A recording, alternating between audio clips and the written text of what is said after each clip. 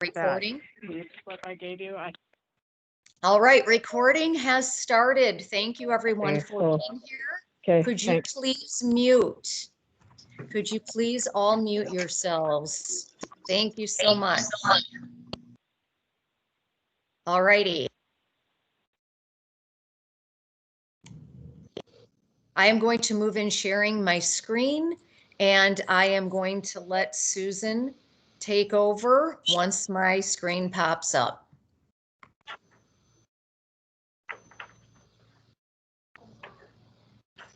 Hey, thanks. You're welcome. I'll look through it once this thing starts. And the dates are right on the front. Okay, perfect. So that should be, sorry, I didn't. Oh, no, that's fine. Thank you.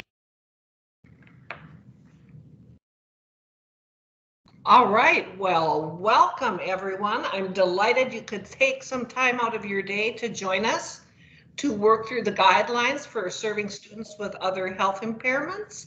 I have with me two of my colleagues, Karen Chapella with the North Dakota Department of Public Instruction, a fellow regional special education coordinator, and Kate Gartner is also presenting. She is the RN coordinator for Bismarck Public Schools. And we welcome you.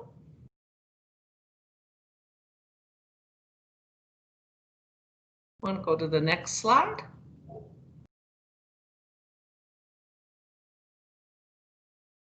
Having a little trouble with the presentation.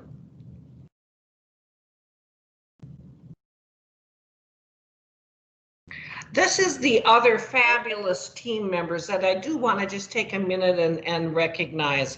This was a project that was organized through the Department of Public Instruction and also TASE, the Technical Assistance Center for Excellence in Special Education. And Frank Pobodnik also was a major contributor. So in addition to Karen and Kate, who I already recognized as contributors, Carrie Oster from Minot, Kim Ruby with the Special Health Services, Chris Nitschke from Ann Carlson Center, Laura Bloom with Dickinson, Tanya Redroad from the Federation of Families, and Therese Schaefer from West Fargo were just absolutely amazing teammates. So I thank them all in this endeavor. Next slide. Well, the purpose of today is to gain some better understanding about students with other health impairments, to build our toolkit of teaching and learning strategies, resources, support considerations, and so forth. Throughout the training today, feel free to chat in any questions that you may have. We can either address them as time allows during the presentation today, or we will make every effort to reach out to you following today's presentation.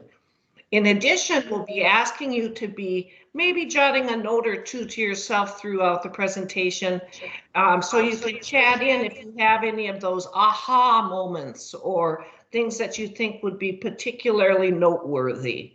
So do be prepared to chat in. We'd love to have this be informal and interactive. Next slide. So with that, I'm going to go ahead and let Kate Gartner with Bismarck Schools go ahead and get into the first of the main content of our presentation on other health impairments. Okay, I'm in. I'm Kate Gartner. Like Susan said, I'm the school nurse coordinator and special ed school nurse for Bismarck Public Schools. I attend a lot of IEPs with OHI as our focus, so I fairly well versed in this. So what is other health impairment? Other health impairment means the student has either limited strength, limited vitality, or alertness, and those are due to a chronic or acute problem, such as any of those things that are listed there. But that's not an all-inclusive list of conditions by any means. There's other conditions that aren't listed. We just can't list them all. And only one of those top 3 things, either strength, vitality, or alertness needs to apply. It doesn't need to be all 3. Next slide. So what OHI is? OHI is an impairment requiring a complete evaluation by an IEP team, just like any other categories, impairment categories. And but it's not just a backup category for when they don't meet eligibility and any other impairment. It is a wide range of health conditions with symptoms being mild to severe, but it's not just an impairment category for mental health diagnoses. Next slide. Okay, thanks. A wide scope of service needs ranging from constant to intermittent, not just something because of a current issue like substance abuse. We aren't going to just shove them into OHI. And then it is a continuum of options and services. It's not a disability more accurately described by another impairment. Next slide. And then we focus on presenting problems or needs. It's not just an automatic qualification for students with any diagnosed medical condition, including ADHD. Oh, go back a slide, hold on. Settle down. And then it is an individualized eligibility decision that specifically describes strengths and needs. And it's not just a category to slip somebody into because it's hard to have a conversation and discussion about a different eligibility label. So if a parent is really not wanting their child to be labeled ED, you don't just slip them into OHI. They need to meet criteria for OHI. Next slide. Determining eligibility for special education. So under OHI, like I said, it's defined as limited strength, vitality, or alertness. A medical diagnosis is not a necessary or sufficient criterion when used all by itself for establishing OHI eligibility. In order to provide FAPE, if the school district does require medical assessment or diagnosis of the student, the district would then be responsible for the cost of that assessment or diagnosis. Sometimes if you have a student that you don't have any medical documentation, maybe it's an incoming student from another country. We've had that where we know that there's something medically wrong with this student, but we don't have that diagnosis. It's up, if the district requires the diagnosis to qualify for OHI, then the district would be responsible for that bill to get that diagnosis. Next slide. And it is super helpful to have a diagnosis because then you know what you're dealing with. Just like any IEP planning, when you're planning for the support and accommodations and interventions, always make sure you have enough data and information to obtain a 360-degree view of your student. You can't just take a diagnosis and say, this is what we need to do with this student. You have to look at all of their world. Next slide. So things that you want to consider for evaluation, but this is not an all-inclusive list by any means, but their medical history, past medical history is really important too, including medications, the type, degree, and severity of their health impairment, the current levels of their performance, both academic and non-academic, and the need for special education and related services. Next slide. So we'll talk just very briefly about the differences versus disabilities. Every student is very individual. No two students are the same. We know this. I'm preaching to the choir here. Disabilities do have a specific criteria though. And so of course, when we do find that disability, there is kind of a wide range in that disability also, but it's not the same as differences. Differences might be race, culture, ethnicity, anything, but the disability itself can be specific, meets that criteria, and it can be within a range. Next slide. So you have your student, they've met the qualifications for OHI, and we're going to talk more about the working that out. But once they have their IEP and you're wondering if they still qualify, eligibility should be in question if their medical condition is stabilized to the extent where they don't need special education support related to their medical condition.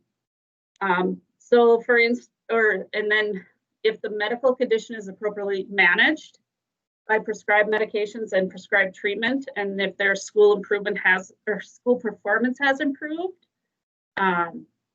then they might not need to continue to have special ed services. So take, for instance, a student with type 1 diabetes. When they first were put on their IEP, they were struggling in school. It was related to their diabetes. Now they have a pump, they have a monitor, they've got their diabetes really under control. They're fitting in with their class, they're keeping up with everything. Their diabetes is no longer affecting their education so much. And they are back even with their peers or above their peers, or close. They've closed that gap. Their eligibility might be in question. But if there is no change in the medical condition, and the IEP team has the data to support that they can need continued services, then you're going to keep them in OHI, keep them qualifying. Next slide. If the student is regularly attending school, progressing, performing well socially, behaviorally, all that, just like peers, then their eligibility may be in question. Excuse me, sorry. If they continue to demonstrate a lack of participation, a lack of efficiency, then they would need to stay on in special education on their IEP. And if a student may be better described by another eligibility area, then you would need to look at their eligibility and question whether or not they still qualify for their IEP.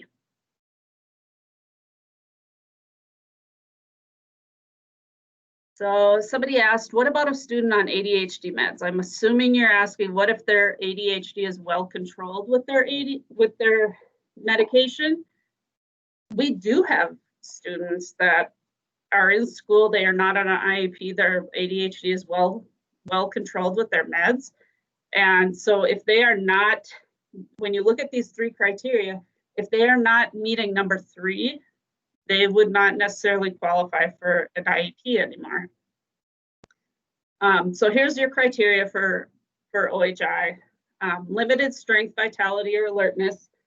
They don't need to meet all 3 of those. Again, just one of those 3. Chronic or acute health problem, and it has to adversely affect the child's educational performance. They might have 1 and 2, but they are a 4.0 student with minimal, with no specialized education. They might have some accommodations, but not specialized instruction. They would not qualify for an IEP. All right, limited strength, let's go into that. So limited strength is indicated by an inability to perform typical tasks at school. So if you have a student who maybe tires very easily, if taking notes in class exhausts them, and when they get exhausted, they get sick, that would possibly be an example of limited strength. They tire easily, they don't have a lot of muscular power, or chronic absenteeism related to their medical condition. Can they sit or stand as required for school activities? Can they use the things that they need to use in the classroom. Again, if they're still meeting their age-appropriate performance, if they might just need accommodations for this to help with their strength, rather than specialized instruction. Then vitality is the next criteria, or the next piece of the first criteria. So decreased focus on task, decreased endurance, limited time on a task, lethargy, decreased tolerance. Do they fall asleep or require frequent rest breaks due to their medical condition? Are they able to tolerate physical activity? I think when I think of vitality, I'm thinking of like my kids with seizures. If they have a big seizure in the middle of the night, the next day they are zonked. It's hard for them to get through the day without some naps. So is this student able to get through the day without sleeping? Do they have a hard time getting going with activities? That would be vitality. And then alertness, the ability or the inability to maintain or manage attention, organization, attending to surroundings, prioritizing their stimuli, including heightened alertness to environmental stimuli. So are they attentive? Are they aware, observant, watchful, on guard, initiating? Are they aware of their surroundings and the activities going on in their surroundings? Are they hyper aware of their surroundings and activities going on in their surroundings? And I think that's a big one that we see. And do they have the mental acuity to participate in the lesser activity?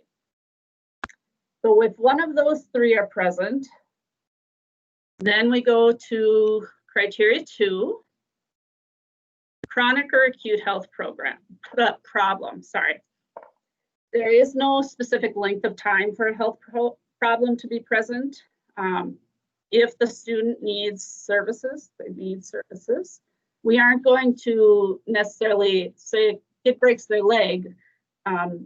They can't move around the school, and they're taking pain meds, so they aren't thinking straight. We aren't necessarily going to write a complete IEP for that. By the time you were done doing their evaluation, just about they'd be out of their paths back at school. So, but acute and chronic, we're going to just talk about that briefly. If you want to go to the next slide, we'll get into that. It is nice to know which you're dealing with, though. So chronic is long-term, often not curable, limits the activities of daily life, may develop slowly and persist for a long period of time, usually the remainder of their lifespan. It can be degenerative or deteriorating also. So a student with type 1 diabetes or cerebral palsy, those are examples of kids with chronic health conditions. They will, if you are diagnosed with type 1 diabetes, you will always have type 1 diabetes. Same with cerebral palsy, those are chronic. Now, a student with, say, myasthenia gravis may be considered acute because it's not there all the time. It's persistent, but not always present. Leukemia is another one that could be considered an acute diagnosis. However, the long-term effects of the treatment for leukemia could shift that student into a different category once they've completed treatment and follow-up and all that. They're not missing school, their vitality is there, their alertness is there. They don't need to go to doctor's appointments all the time. They're not immunocompromised. However, certain parts of the treatment do cause learning disabilities also. So that could shift them into a whole nother category.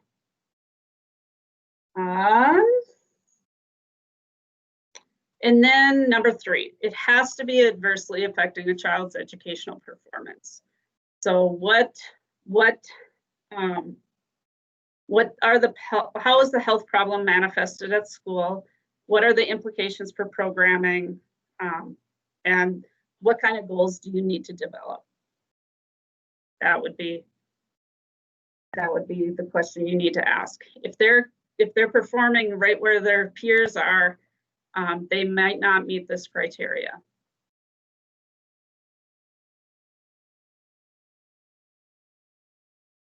So adverse effects, medications often will have impacts on vitality and alertness.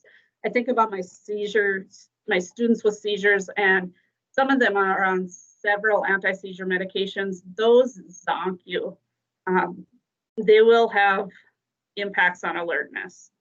Moving in and out of treatment facilities will disrupt the continuity of learning.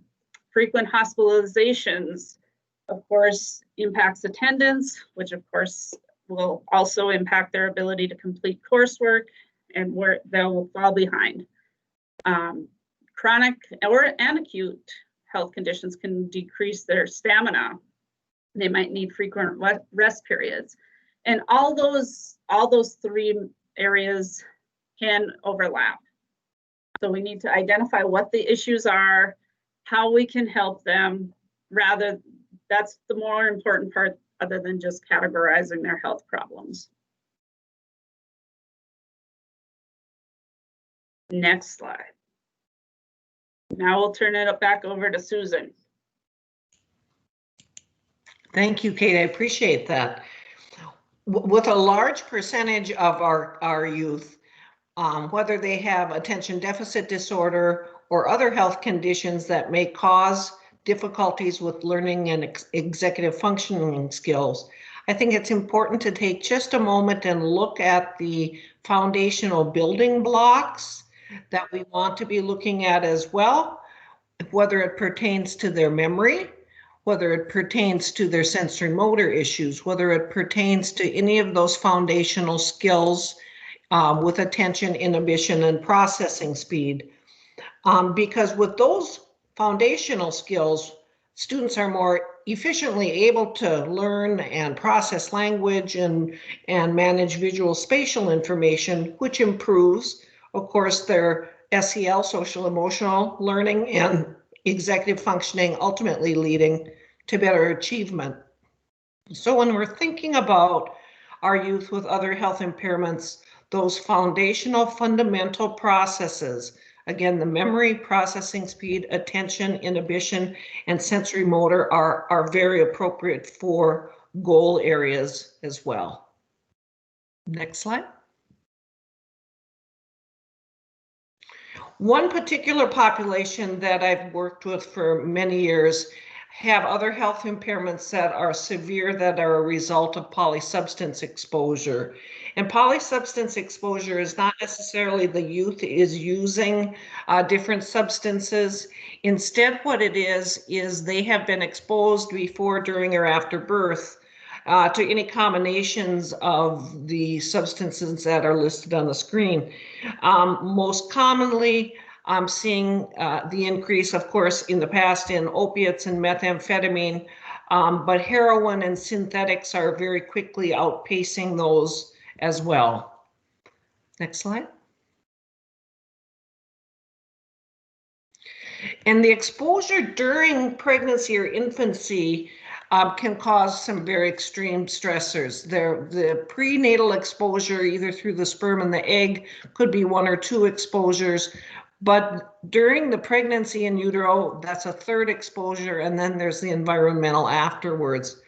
And the brainstem, the oldest part of our brain, becomes overactivated. It's overbushed. It magnifies fear and rage responses. The cerebellum, or the limbic system, the mid part of our brain, is underactivated, which leads to a loss of emotional control. And the cortex, where we're all hopefully going to be operating most of the time, if you've had a lot of polysubstance exposure, that also is underdeveloped and withered, and that certainly will impact higher order thinking in addition to the memory and attention. And very quickly, these kids can downshift if there's any perceived threats or stress, and they will shut down and go reptilian, is how Dr. Bruce Perry prefers to describe it. Next page. And it does actually cause changes to the brain structure. With the polysubstance exposure, there's a neurodevelopmental disorder secondary to toxins. And the dendrites in these children's brains are shorter. And of course, that would create difficulty carrying information. You've got a larger area to leap across the synapse for as well. And that is very much going to impact your working memory and attention. Also structural change, the myelin sheathing, the WD-40, if you will, that helps coat the neural pathway so that they're operating efficiently. That myelin sheathing is thinner. That slows down their processing speed, and it's a problem with brain under connectivity. Next slide. The one in between, yep.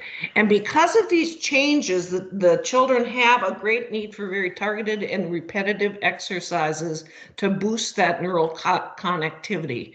We can do an awful lot of early intervention efforts, but do remember that the second most active phase of brain development continues throughout the elementary years and into adolescence, giving us a rather large window to improve some of the foundational skills.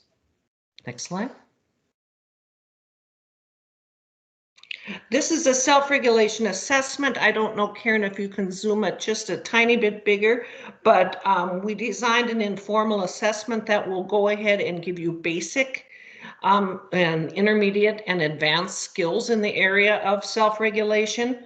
It's a very simple rubric that could be traced across single items, for example, the child's ability to ask for help, or his or her ability to identify emotions, again on a 1 to 4 scale. And then in addition to it being done on a single line item as a goal, you could also be looking at with subtotal. And for example, within the intermediate skills, we can flip to the next page and show how those progress into some of the one right before, yep, progress into some of the more advanced skills, that they're able to state their wants and needs, accept, negotiation and compromise, adjust your behavior on cues from others, and those sorts of things. So this, we're hoping, is going to be a helpful tool for kids who are struggling with self-regulation, primarily in our ADHD on our polysubstance exposed group. But that will be hopefully a tool you can use for progress monitoring in addition to some goal setting, and that's also available. That will be posted in the website as well. And then the next page. I'm going to go ahead and have Karen talk a little bit about some of the key components of the IEP.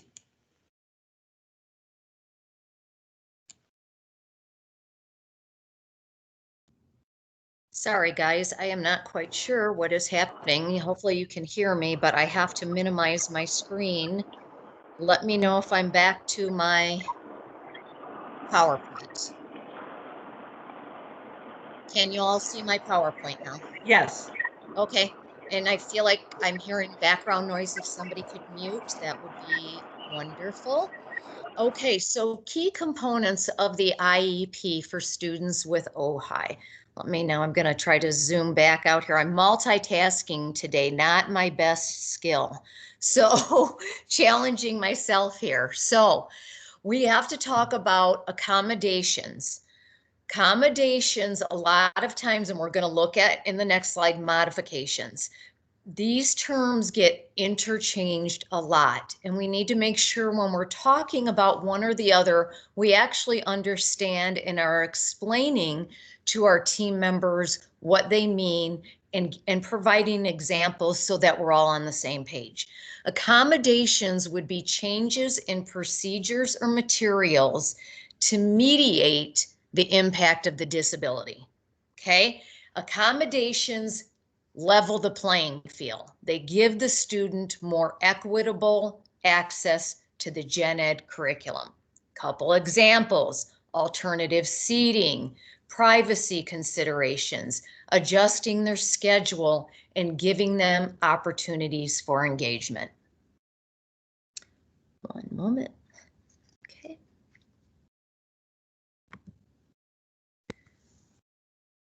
Continuing the education of an individual can occur within a one-to-one setting during the student's medical care, okay, with an alternate service delivery. There might be reading or audiobooks during medical procedures. Virtual learning, which we're all aware of these days, but it can occur during routine monitoring. In my own experience, I had 2 students, one who was homebound but could keep up with her schoolwork. So we did provide her with audio lessons and audio books and connect her to virtual learning so she could participate in classroom activities. She could just not come into the school. Another student of mine had to be hospitalized in Omaha, Nebraska, and we provided virtual learning for him while he was down there because he was there for 2 months. So those are just some kind of very extreme examples of some learning that happens for students when they cannot be in the gen ed environment. Okay, going to bounce back to Kate here, and Kate or Susan, if you can mute me or mute all, then I don't have to minimize my PowerPoint, or I'll just sit very quiet. I can mute you. All right, so medical supports in the school. So school health and school nurse services may include any of these things listed here for health-related supports. Any procedures that parents are able to do at home that they need to do so that their child is able to live and be healthy, we will provide it. And so this can be done by a school nurse. If you don't have a school nurse, a nurse can train an unlicensed assisted personnel, which is an individual who's not a nurse but gets trained by a nurse and then is on the registry with the North Dakota Board of Nursing. They can also, a CNA could also be trained by a nurse to do any of these skills. And so other than the chronic disease management, I guess actually I shouldn't say that because diabetic cares would fall under chronic disease management. And so, but nursing does provide the training for the unlicensed assisted personnel or UAPs.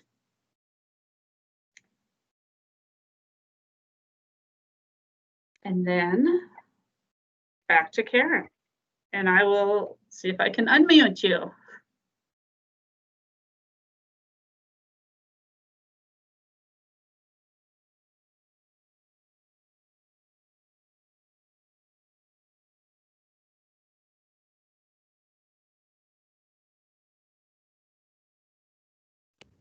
Okay, can you hear me now? That may not be possible, so the things we're learning here are wonderful. Okay, now it booted me out of the PowerPoint. I apologize. Can you see my screen? Yes. Okay, I'm gonna have to scroll down here big time. Oh, the joys of technology and multitasking. It's funny because you're on the implementing technology screen or slide. Yes, thank you for pointing that out, Kate. Oh, now I went too far. Okay, yeah, implementing technology. Please take a technology 101 class. That would be great. Okay, so there are many ways teachers can incorporate technology. And again, we feel like we're preaching to the choir because we all have had to jump on the technology train and learn so many ways of presenting learning to all of our students. But for students with health impairments, we want to continually focus on making sure that they not only have equitable access, but that they have easier access to the curriculum. Utilizing technology is also a wonderful way to keep parents and students informed and engaged. Remember, oftentimes, if a student is out of school due to a health situation, whether they're homebound or they're in the hospital, it is very likely that a parent is going to be with them. So if you can communicate, whether you're texting or you have them on their email or part of the teams that you're using, it can be very helpful because sometimes the parent is the one who has to log in and access the curriculum. So streaming or recording class lessons, materials and notes that can be posted online, and one-handed keyboards or switches. A lot of times, if you think about it, a student, if they're hospitalized, may have an IV or some hookup, but they might have another hand free. So things to consider there. Other technology examples might include eye detection software, AirPods, adaptive controllers, workstations, computer stations that can fit over a hospital or home bed, speech recognition softwares, pencil grips, page turners, book stands. A lot of those can come from your OT, PT people, and larger work and desk area for assignments and projects. So again, you might need to bring into your classroom a table instead of a desk. Or again, if it's some type of workstation that would go over a hospital bed, they do make ones that can expand. They can become wider for the student to spread out work or for a parent to work there with them. So not an all-inclusive list, but just some ideas here. Okay, Kate, I'm going to bounce back to you now. Thank you. All right, so planning for transitions. After kids have been out of school for an extended period of time, regardless of the reason, we need to visit with the parents, visit with them and the rest of the school staff to plan for their return to school. Whether it's from hospital to home, home to school, school to school, whatever. If we have students who are out because they have surgery, we need to visit with that family and see, is there any cares that they're going to require when they come back to school? Are there any other procedures? Is there anything else we need to know? Do we need to change the way that we lift this student? Whatever, we need to make those plans. We might need to train more staff. We might need to adjust their school day, whatever the case may be. Those are things that we need to look at when we're planning for transition. And then back to Karen. All right, am I still unmuted? Can you hear me? Yes. Okay, perfect. I was just going to minimize. Okay, so environmental interventions, what does that look like? What does that mean? When we're talking about the environment, the space that the student is in. So it might mean smaller class sizes, might be changing their schedule. You might have adaptive equipment, whether that would be for their computer, as we talked about, pencil grips. You can also include parent support programs under that. So as I'm not going to read all of the things on this list, but what I want you to keep in the back of your mind as we're talking about those aha moments these are things that you can include on a student's IEP in those adaptations as an intervention. If I'm having parent support groups, if I need a different room design, these are things that other students may not or do not need, but this student does in order to be successful in the gen ed classroom.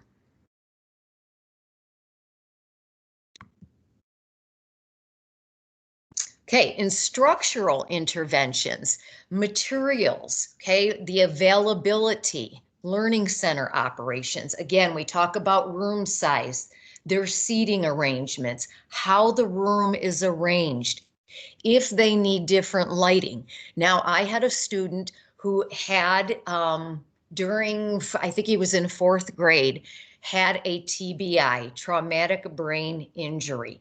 He was already a student of mine on an IEP, but we amended his IEP to include the TBI because it was impacting his learning in a different way than it had previously. One of the things that came out of it was lighting. The glare and intensity was too intense for him in the gen ed classroom. Now, we tried multiple different things. He would wear sunglasses in the room or a ball cap. It just did not work, and we could not turn the lights down because it didn't help the other students. Then it was impacting their learning. So we agreed with the parents and with the student that they could come into our room, into the resource room, and have learning for that time during certain times of the day when lighting was important. So just an example of how you need to work together with your team to bring that access to the students. Multimodal resources, having charts and pictures and color coding, they may need to be enlarged. Limiting noise levels, labeling certain things, checking in with the student at the beginning of the day, checking in with them at the end of the day, just to make sure that they have everything that they need, and then providing steps for work and transition times. I also think about this again in including parents, caregivers, is make sure you're communicating with them. Here's what's happening. Here's what homework is going on, and including them in the process, because they're the ones who are overseeing what's going on at home or at the hospital when we, as the teachers or caregivers in the school, can't be there.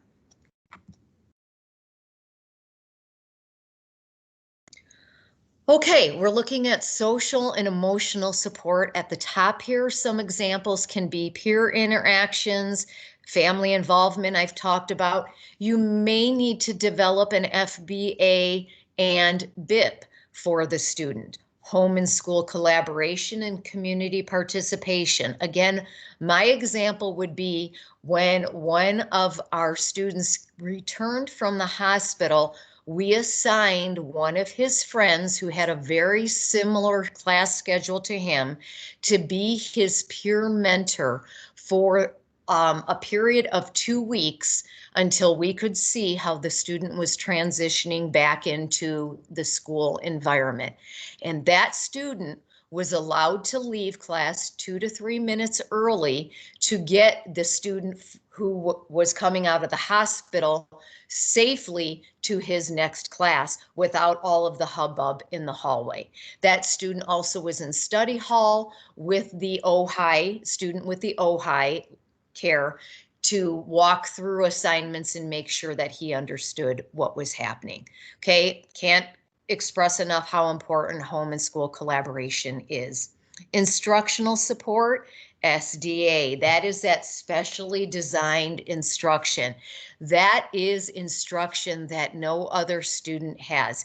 And it is a criteria of having an IEP. It says this student cannot be successful without this specially designed instruction.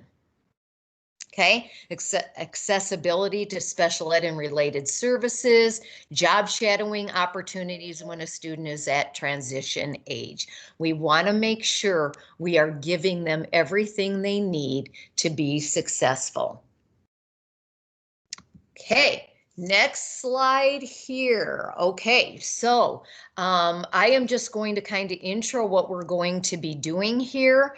And Susan, I think this is bouncing back to you, but Kate is going to share her personal story. And if I am remembering correctly, correct me if I'm wrong, Susan or Kate, I think that we are going to have on each one of these slides our audience participation, that you will post which one of the strategies or support considerations that you have used or that you may have concerns about. Like, I have never used this, I don't know what it means. So as we're going through each of the next few slides, we're asking you as our audience to say, here's something I've done that fits under this, or here's one on here that I don't know what you mean and I need an explanation of. So I'm going to turn it over to Susan, and then Susan, maybe you can get started, and then Kate is going to share her personal story with us. Thank you, Karen.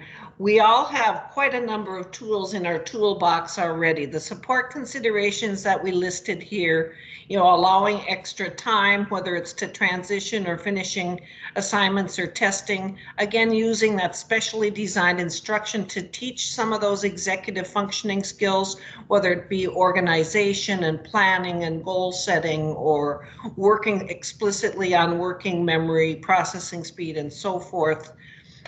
Using chunking, simplifying the steps to make them more manageable. We've talked about proximity and seating, the importance of all the visual structure that can be used as prompts, and the importance of consistency.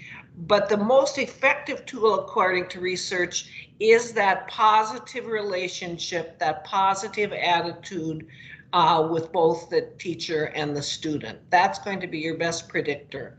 So that's just meant to be a backdrop. So as you hear Kate's story, would you please chat in what kinds of ideas you might have for little Kate, or what some of your favorite current ADHD strategies are?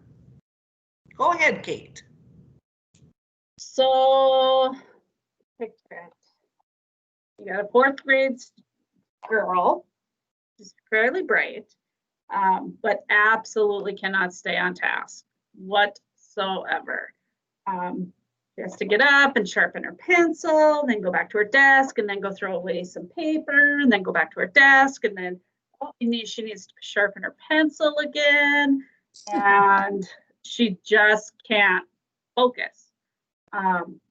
She starts, because she can't focus and she's so worried about everything else going on in the classroom, she's missing assignments. Those missing assignments are piling up. Grades are going down.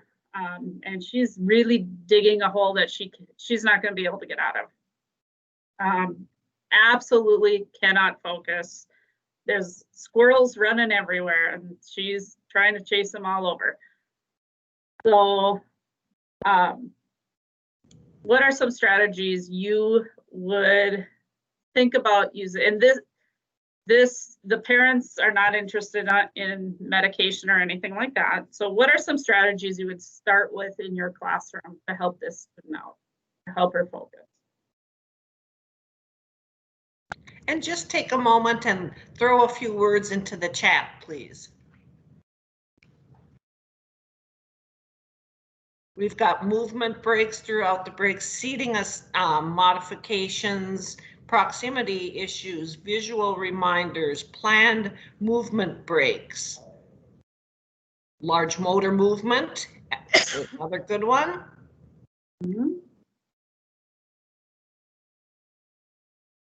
Manual sharpener. Yes. Yeah, you go. That works too.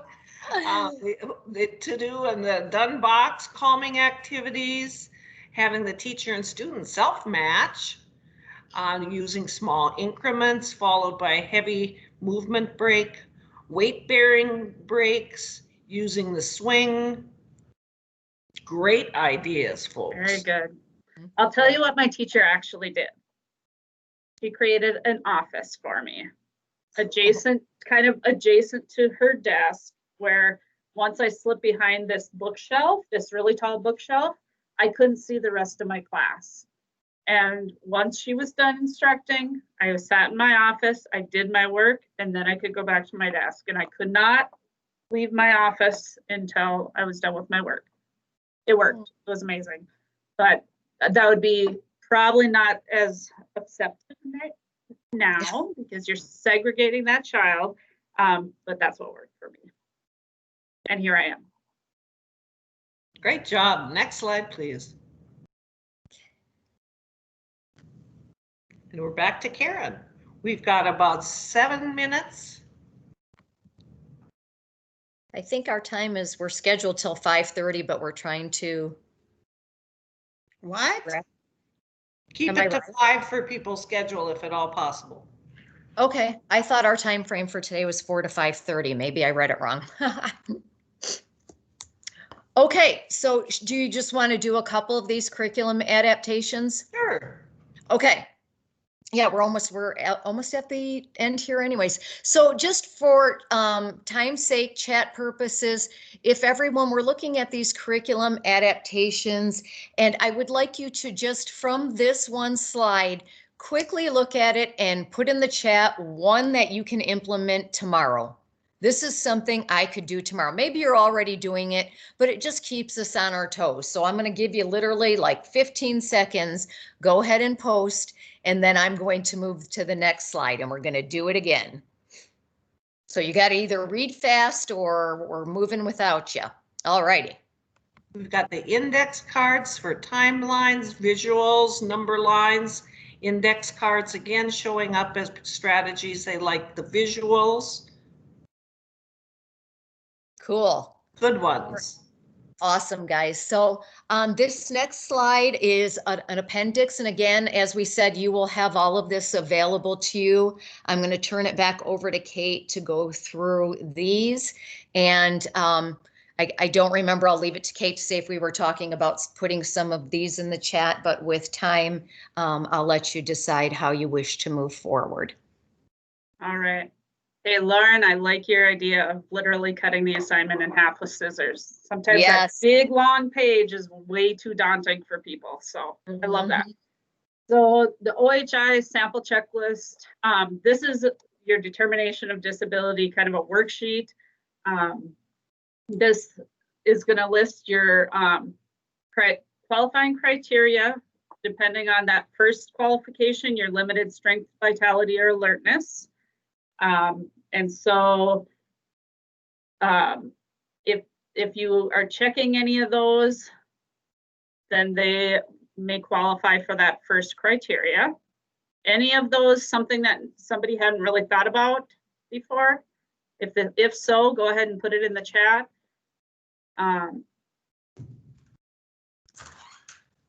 Give you a few seconds. We're trying to wrap it up, so I'm not going to take too long. Next page is the next piece of the criteria, and that's your adverse impact on educational performance related to the chronic or acute health condition. Test scores consistently in the portafailing range, not getting work in completely in a timely manner, and so they're failing that for that reason. Any of those that are related to their acute or chronic health condition. Some of those might be because they're not in school, because they're at doctor's appointments or whatever. So that is the second piece of Appendix B. And then your third piece on the next page is how are you determining this eligibility? Have you looked at, these are multiple resources. You want multiple resources. 1 or 2 isn't quite going to cut it. You want to get at least 3, but a minimum of 1. So all your interviews with teachers, documented observations, the review of their health history. If you are at a school that has a school nurse, especially, utilize them to review those medical records. It's so helpful. Well, I think it is anyway, because I get to review those medical records, and I can condense 100 pages into about a page pretty quick. So utilize them. And then any standardized tests or anything like that. And Karen. Okay, can you hear me? Yes. Oh, perfect. All right. So guys, for the sake of time, we were going to do an activity with Appendix C to have you list which one, but there are 5 slides. So I am just going to kind of put them up here. Again, you'll have access, and we were going to have you say which one of these on this page kind of resonates with you or has a concern or raise questions.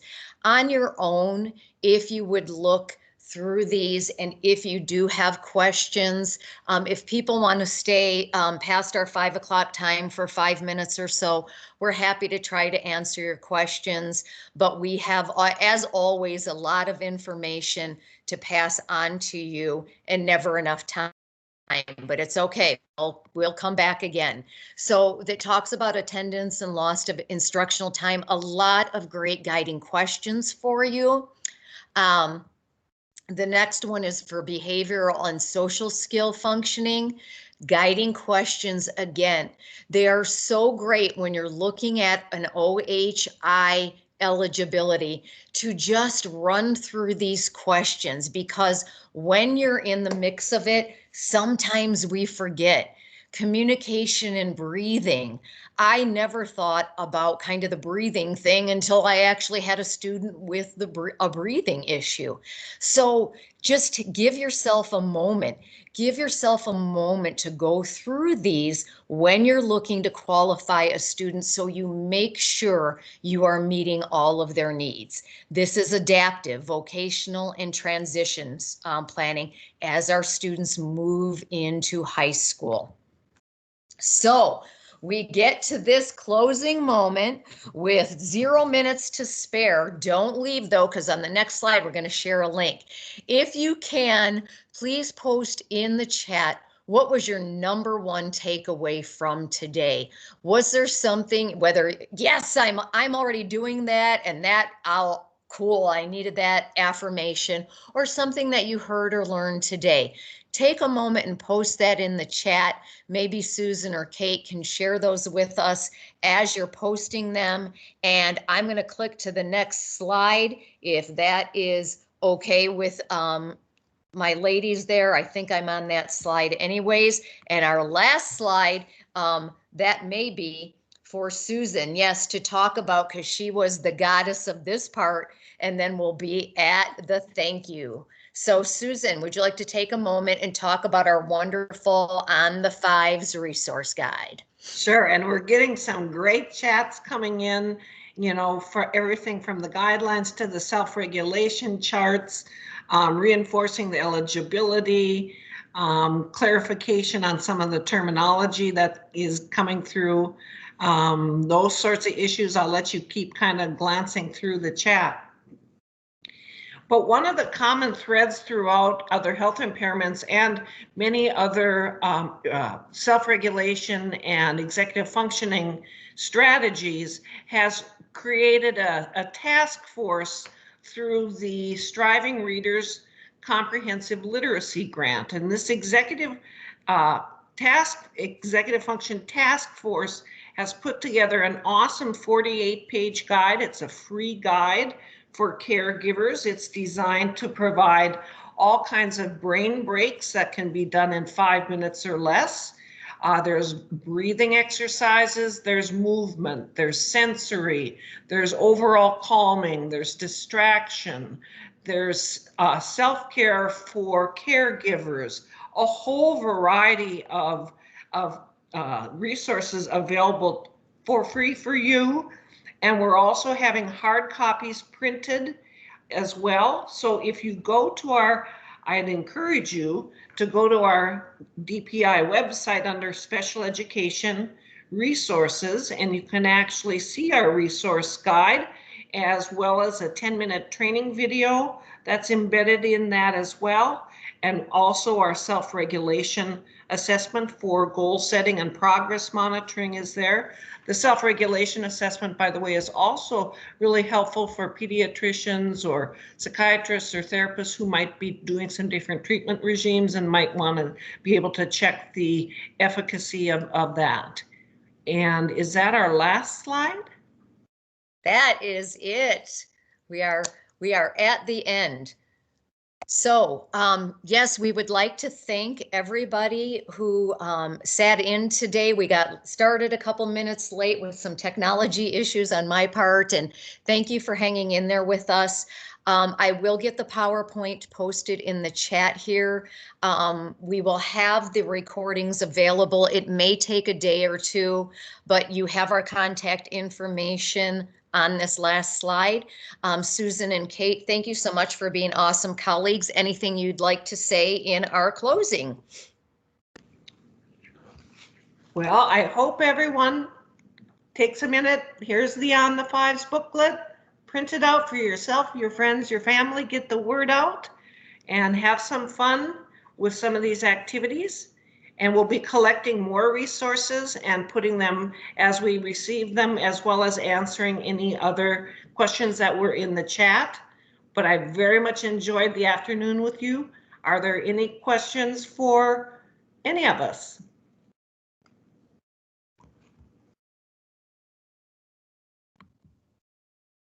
Hearing none, I appreciate your help, and let's spread the word. Thank you for all the work you do with our North Dakota kids. Thank you, everyone. It was great to see everyone, and we hope to see you at some future webinars. Thank you, everyone. Thanks, Kate. Thanks, Susan. Great job today. Thank you. I have one quick question before I go. Sure. Hypothetically, because of course you can't exchange names or anything like that, but I have a student that I'm currently placing. Test scores on the actual academic achievements have been fine. I have not gotten the cognitive results back yet because we haven't gotten that done yet. However, he was deprived of oxygen when he was younger, when he was a baby, at birth. So it's not a traumatic brain injury because it was inflicted at birth. Right. Does that still fall under OHI, or is that not? I have had students who maybe were born with a severe congenital heart condition who their first 18 months of their life, they probably didn't have an oxygen level above 70. That's huge for brain development. Yeah. And going back to what Susan was talking about with brain development and stuff, that can impact their ability to learn. Now, is it causing a learning disability, a specific learning disability, or if they are not able to, if they do need specialized instruction, you know, they could potentially meet OHI requirements. But I think you have to rule out SLD also in that case. So it's all dependent on how the cognitive ends up. Yep. Okay, so if the cognitive ends up fine and the academic turns out fine, then it could be an OHI situation if he's not performing in the classroom, even though he has the ability. Well, I would, why, if he has the ability, why is he not performing in the classroom? Is Well, it that's kind of my question. Right. Mm. You know, then is it behavioral? Do we Yeah, need to and look at- there are behaviors there too. So Right. so it would be more like an emotionally disturbed kind of thing than an OHI. Right. And Okay. Christy, this is Susan. One other thing from an earlier training when we did talked about evaluations, I talked about the importance of not relying on a full scale score. You'll also really want to be able to take a look at the verbal comprehension in addition to the nonverbal, in addition to the processing speed, the working memory index, and so forth, because it may all average out that the kid's a 88 or a 92 and it, you know, appears to be within the average range, but you might be shocked to find that processing speed is a 66 and that's what's bringing him down, or that working memory is a 74 and that is what is lowering the score. So just be mindful of the subtest scores as well. Okay. Right. Thank think it's you, kind because of- there's yeah. ADHD issues also. So Christy, I think kind of the thing to walk away with, like we've all been saying, is taking that 360-degree view and looking at all of the things that you have before you to make a meaningful team decision. Okay. Thank you so much. And we are, like I said, we're meeting tomorrow, but we have to meet again because not all the evaluations were done, but we're on that deadline at least to meet right now. So, We also have one more question in the chat. Do you place a student with mild anxiety and depression with lower academic skills on OHI? Her alertness and vitality are minimal or minimized. Mom doesn't want the ED label and doesn't really fit. Again, I think I would encourage you, Marilyn, to go back to those overarching three. The limit, it doesn't have to be all three of the limited strength, the endurance, and so forth. But then, is it a chronic or acute issue? And then what is the adverse impact? There could be situations where that could apply. Yep. And using some of those guiding questions that we put in the checklist at the end there would be a great reference for you. I'm hoping Marilyn is still on. Otherwise, we're going to have to retype all of that in the chat. Marilyn, are you still here? Awesome. She was still here. Thank you. Any other questions? Great audience. Great questions.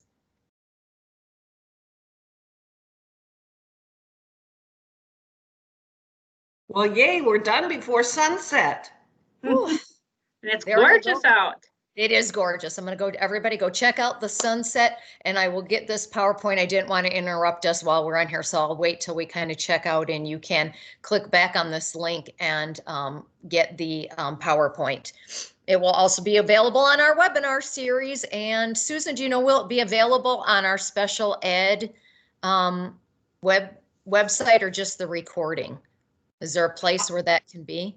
I believe we can have the PowerPoint, the recording, and the self-regulation assessment, and the on the fives all listed under resources. Okay. If you're not sure or get lost trying to find it, just email one of us and we'll help you out. Okay. Thank you so much, everybody. Have a great night. Stay safe. Thank you again, Susan and Kate. You're awesome. And hi, Laura. Bye, everybody. Bye, all. Bye-bye.